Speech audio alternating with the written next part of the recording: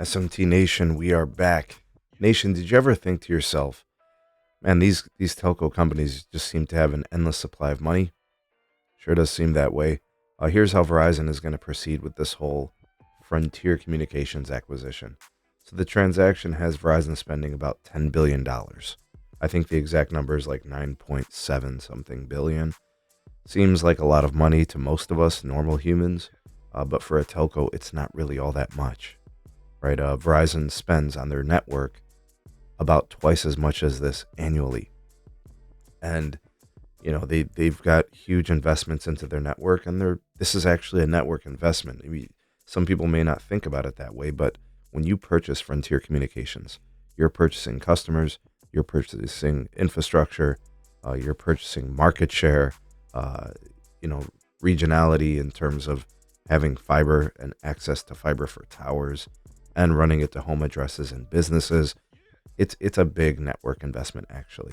And now, in terms of financing this whole thing, we're looking at a time frame of about 18 months from the day of agreement between Verizon and Frontier. So the time of the transaction likely puts it in 2026. So it's not really something that's happening right away. And it's not really something that is going to have Verizon or their loaners in any type of tizzy about how they're going to come up with this money. This type of merger, or I guess we should say an acquisition, is going to happen at a finance rate that I think Verizon really likes. Most of their current debt is in a fixed form, and it's at a very low rate that Verizon is perfectly fine with. And now with this one, I think the story from Mobile World Live here, I'll be sure to link it for you guys. That link will be in the description. And before I go on with this video, please do like and share it, and subscribe if you're new here. And don't forget to turn on the bell notifications icon to never miss an upload from the SMT. So relative to the financing piece, they're going to get a much better rate, right? The Federal Reserve is going to probably cut rates on multiple occasions between now and the time that this financial transaction will take place. So whether it's 9 or 10 billion makes no difference. Verizon will likely have paid down a large bulk of their debt, probably coming down closer to 100 billion in debt. I think they currently sit around 130 or 135 billion. It's not going to be something too challenging. We don't see any spectrum purchases on the horizon at this time. I don't think Dish is all of a sudden going to become available to purchase spectrum. You never know. That's a wild card. But for the most part, this is really Verizon's major deal. And you don't really see anything down the pipeline for 5G spectrum and spending.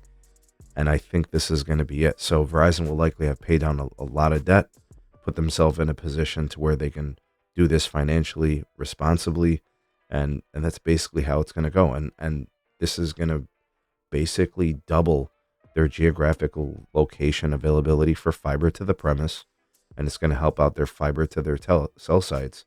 And it's really is a smart move for Verizon. And they've watched AT&T with Gigapower and all those types of investment. And they've watched T-Mobile, who's now getting authorization to acquire Metronet and Lumos and other fiber providers. Verizon wasn't going to just sit there and not do anything. And they're also selling towers on a lease model, right? Creating more financial flexibility. It really is about making money moves right now for Verizon.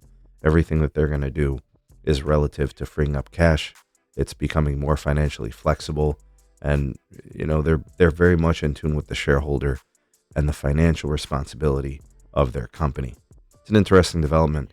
10 billion, easy to do for them, no issues. Should be a simple and straightforward path for them in this transaction with Frontier, and it's going to make them a much more effective wireline player. Don't forget how this helps wireless. That is not something to sneeze at as they continue to build out more elements, own and operate their network.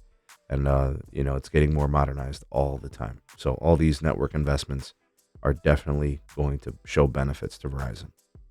Anyways, tell me what you think about all this. Drop me a line in the comment section below. All the voice of the people, the SMT Nation. Let your voice be heard.